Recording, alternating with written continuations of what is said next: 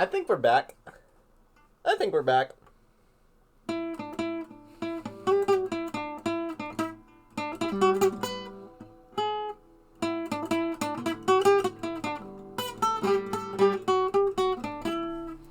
It's been so long since I've done that that sounded like garbage. Bruins friends, y'all know what time it is. It is time to hug it out, because that is a 5-2 win. A 5-2 win over the New Jersey Devils. Welcome back down into the den. Tonight was crucial. Tonight was a crucial win for the Bruins. Yes, we won against the Sabres, and that killed our losing streak. But the Sabres, they're not that great. Let's be honest. Let's not fool ourselves. Sabres aren't that great. You know, we need an actual opponent to beat in order for our losing ways to stop feeling like they still have a bit of a stranglehold on us.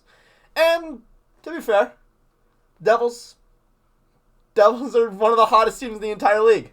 Yes, they're on the second half of back-to-back, but we've lost 2 teams on the second half of back-to-back in the season so far. And we're on the first half of a back-to-back. Tomorrow, we're going to Detroit. And Detroit, considering their recent... Detroit, it's kind of funny, considering their recent string of bad play, and the fact that they might not even make the playoffs despite a very, very torrid hot streak at the start of the season. They might be looking to deal Patrick Kane before the end of the season. You make all that noise signing him to $2.75 million, only to say we probably should have spent this elsewhere. It's funny. It's kind of funny, but tonight was also pretty important for one player on the Bruins, that being a certain Georgi Merk, playing in his first NHL game. For the first 20 minutes, his line was the only line that was even remotely good. Which I guess brings us to the start of the game. Puck drops, and the Bruins are not really inspiring too much confidence. They're keeping it even, but it's like, okay, one of the floodgates gonna open for Jersey here. You know, we're not Jersey isn't really playing a very clean game, but for some reason the refs are not really calling a very even game. We end up and towards the end of the first period,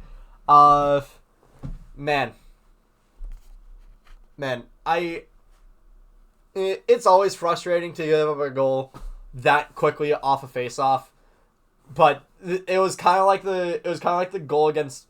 It was kind of like the goal that Eric Johnson scored against Swayman a few nights ago. Like, how do you even really save that? Like, all things considered, this was a really, really good shot from Hischier. Nico Hischier, fantastic shot here. It's just, man, we really could have played better defense there, because it goes right. Because Hughes had the pass right down to Toffoli, and Carlo was supposed to be on that pass. Carlo was supposed to choke off that lane, and then Toffoli passed it right up to the middle for Hischier, and Lindholm should have had that. So it's like our entire second pair is just not really there. It's just not really there. Oh yeah, this is apparently our second pair now. Oh, because McAvoy is no longer really with Grzelcyk anymore.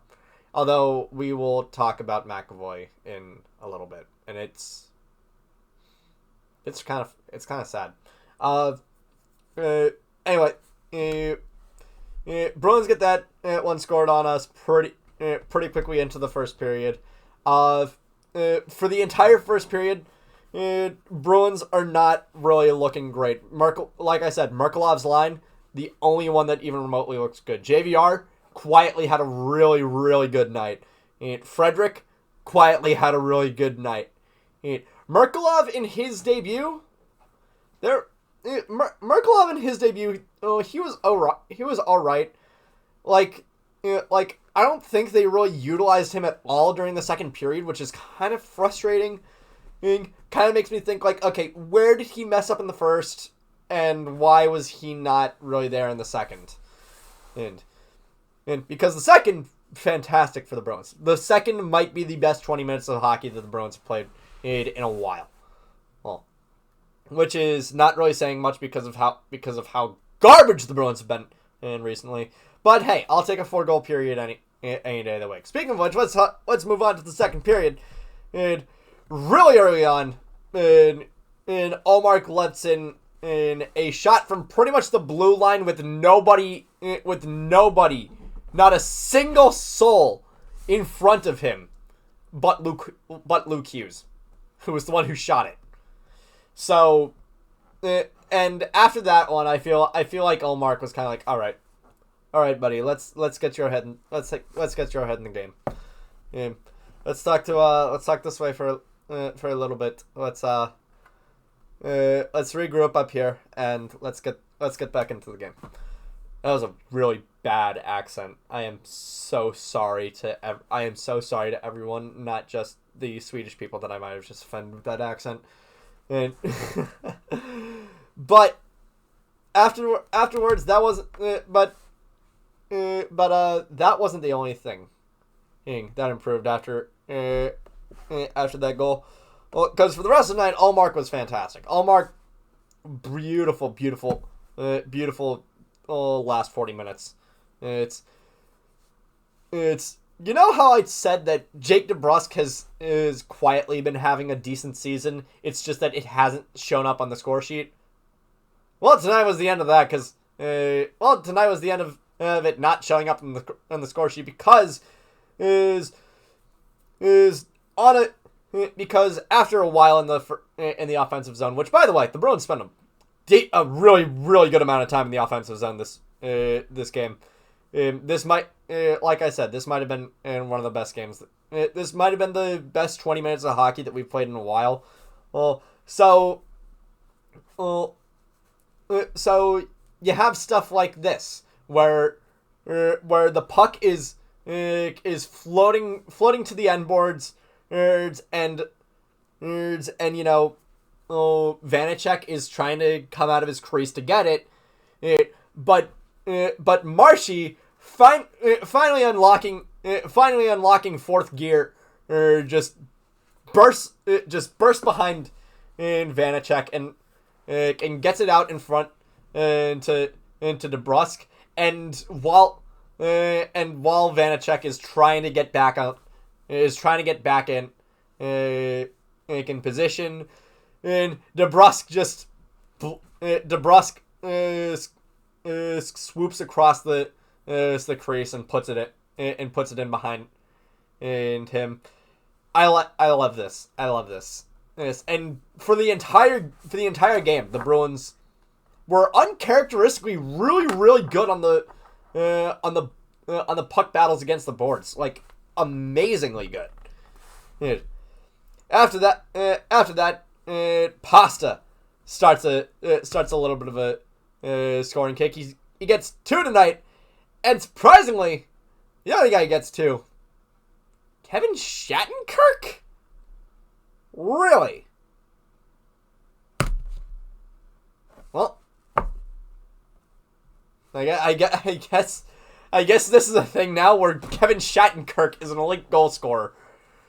Where Kevin Shattenkirk can effectively outpace the entirety of the freaking New Jersey Devils.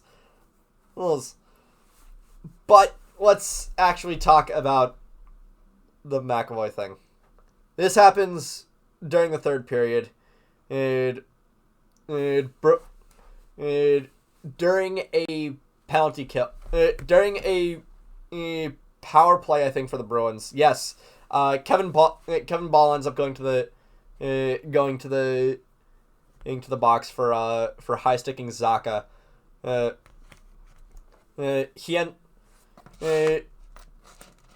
During a I think it's Luke Hughes who gets this break, who's part of this 2-on-1. I forget who it was. It might have even been Hala on this. I can't remember. But during this, McAvoy is laying out to get this to choke off the passing lane and make it so that Ullmark only has to contend with the shot. But afterwards, McAvoy is still sliding, and he slides into Ullmark, and he collides in a way that I think might have caused some really rough overextension in his knee, in his leg. And it wasn't a Charlie horse. It, like, legitimately, this was not a Charlie horse. You don't immediately call for the trainer to get back to get on the ice if it's just a Charlie horse. And McAvoy was later helped off the ice, and he would not be seen for the rest of the game, which was unfortunate. And I really, really hope that he's better. Now, will we know what the injury is? Probably not, because this league is obsessed with covering up whatever injury actually is the case here, with upper body injury, lower body injury. I hate it. I freaking hate it. But this is frustrating. Now, Lohrei had a great game. Lohrei had a really, really good game. And he's played well enough to where I think, honestly, he can him on the fourth line, I'm fine with it. Not fourth line. Him on the top pair, I'm fine with that. I'm perfectly fine with Lohrei taking the top pair minutes. It's the only question that I would really have is who is going to be on that top pair with him. I think. Oh man, who? I think honestly, after McAvoy's injury, depending on how long it keeps him out for, because I don't know with how he couldn't even fully extend that left leg. I don't think that he's going to be back here. I don't think that he's going to be back tomorrow for Detroit. I think the pairs for tomorrow are going to be Lohrei Carlo, McAvoy not McAvoy, Grizzlick Lindholm, Shattenkirk Wotherspoon. That might be it. That might be the pairs that we contend with tomorrow. And I'm fine. I'm personally fine with that top two pairs. I'm a little bit concerned about that bottom pair, though. Oh, not to say that Wotherspoon isn't good. It's just, it's like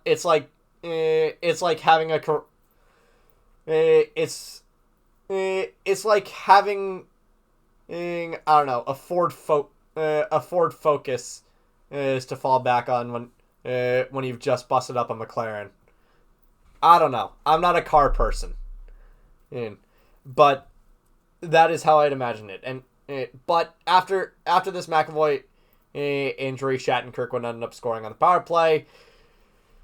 Lindy Ruff, despite being pretty despite mean mugging the camera at one point, doesn't elect to pull Vanacek, which honestly is very understandable.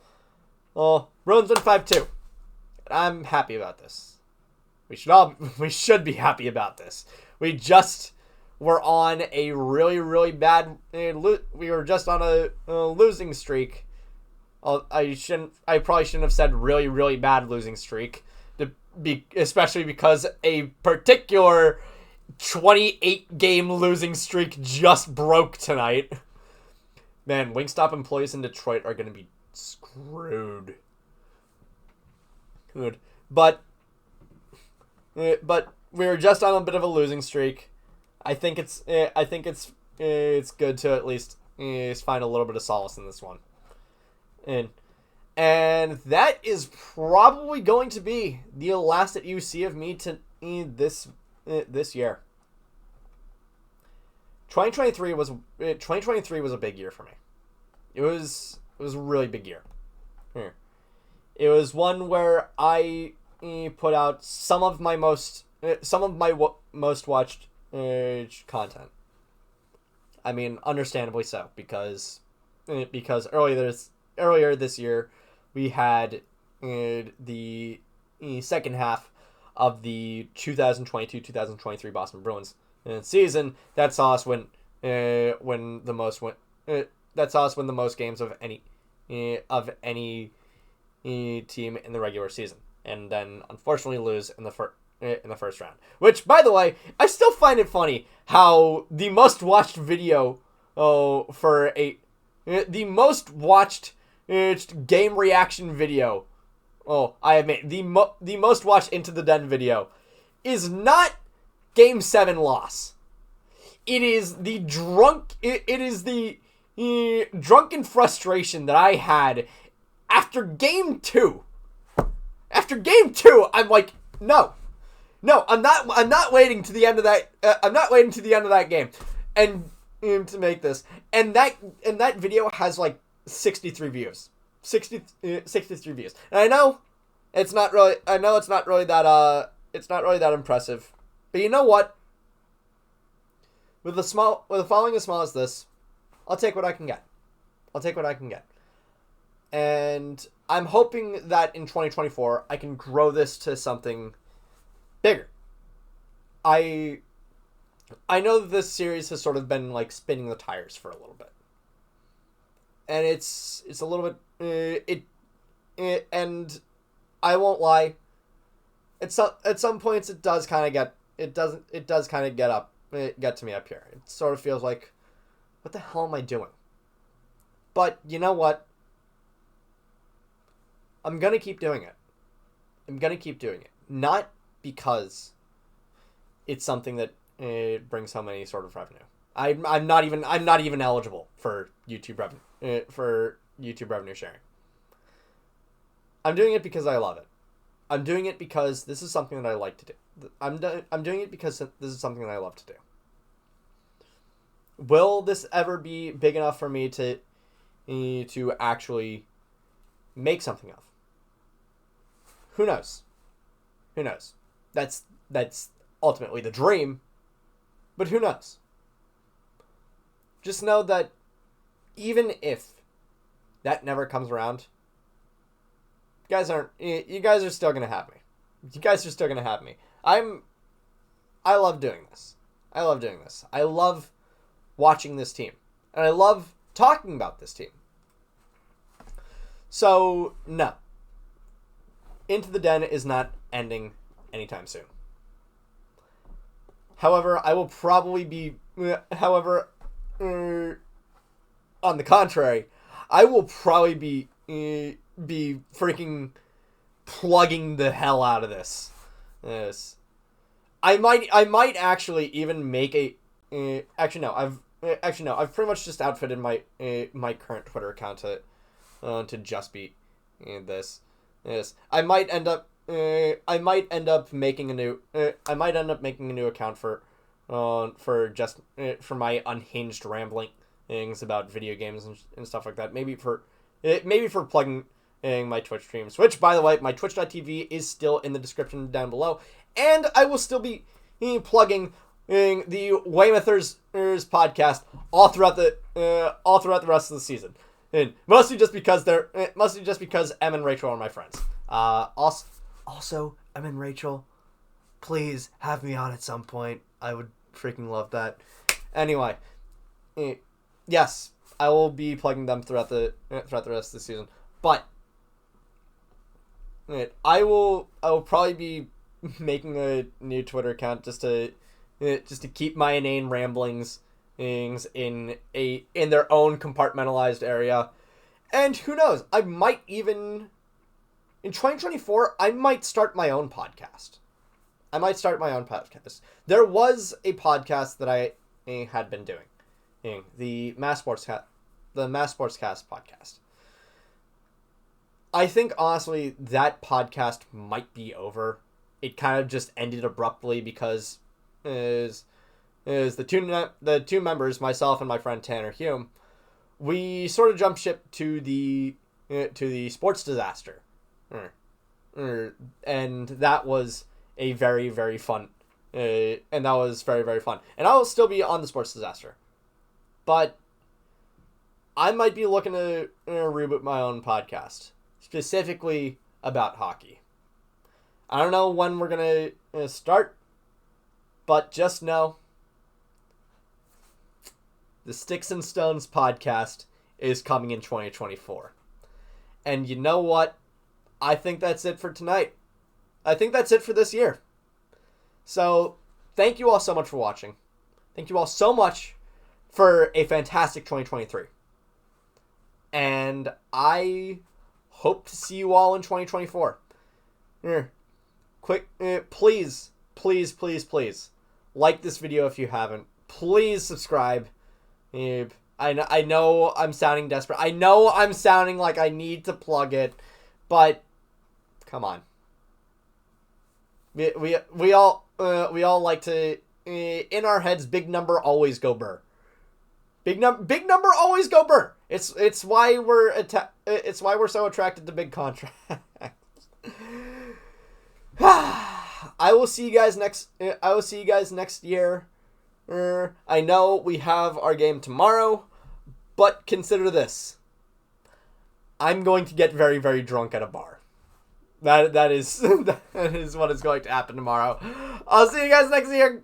Take care.